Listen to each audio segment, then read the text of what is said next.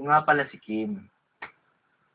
Nakakapagod din makarinig lagi ng words na pare-pareho lang ng mga lalaki. Kasi marami naman akong kilalang seryoso at totoo magmahal. Marami yan. Kaming mga lalaki, tahimik lang kami. Lagi mo lang kibo. Maski anong daldal mo, minsan, wala talaga kaming pake. Wala kaming reaksyon. Normal lang yun. Pag kang magre-reklamo ha. Halos lahat naman ata ng lalaki, ganun. Kaming mga lalaki, minsan, insensitive din. Pero hindi ibig sabihin na wala kaming pake. Minsan, kaya kami ganun, para hindi na lang din siya masaktan.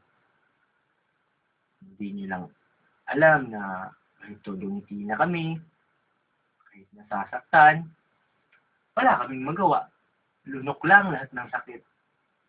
Okay na kaming masaktan. Isa kayong mga babae. Hindi lahat ng lalaki, show in public. Minsan, sapat na nasa iyo lang pinapakita na mahal ka niya talaga. Hindi naman buong mundo yung minahal niya, kundi ikaw, di ba? Minsan, hindi rin kami ma-effort. Kasi hindi naman doon nababase kung mahal mo talaga yung isang tao. Yung effort na sinasabi ko, yung mga gifts, mga surprises, hindi yung effort na papasayahin ka, aalagaan ka, paalagaan ka. Minsan, hindi kami vocal sa pagmamahal namin sa babae. Maraming lalaking ganyan. Kung minsan, nakakalimutang mag-I love you sa text o sa tawag, okay lang yun. Ang importante naman yung ginagawa namin, di ba? Hindi yung mga bagay na sinasabi lang sa babae. Kaming mga lalaki, nasasaktan din kami sa lahat ng aspeto sa buhay, sa pamilya, kaibigan, sa love life.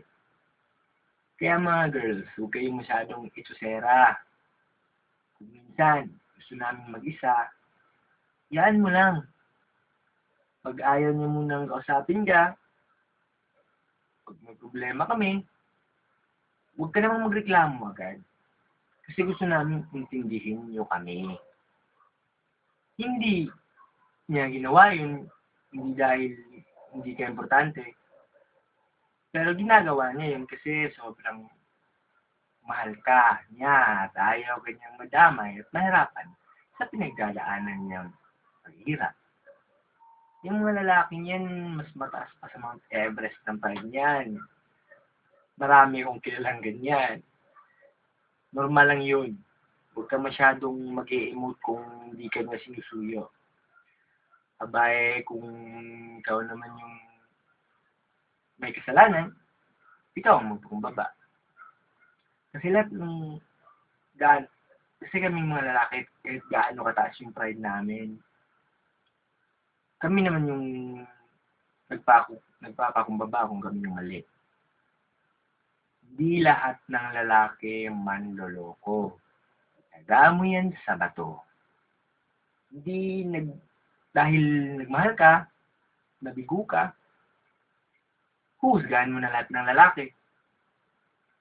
Kaya nga, iba-iba tayong namukha, iba-iba tayong ugali, iba-iba din tayo ng pananaw sa buhay. Minsan, kaya ka naloko kasi ibig sabihin talagang hindi kayo para sa isa't isa.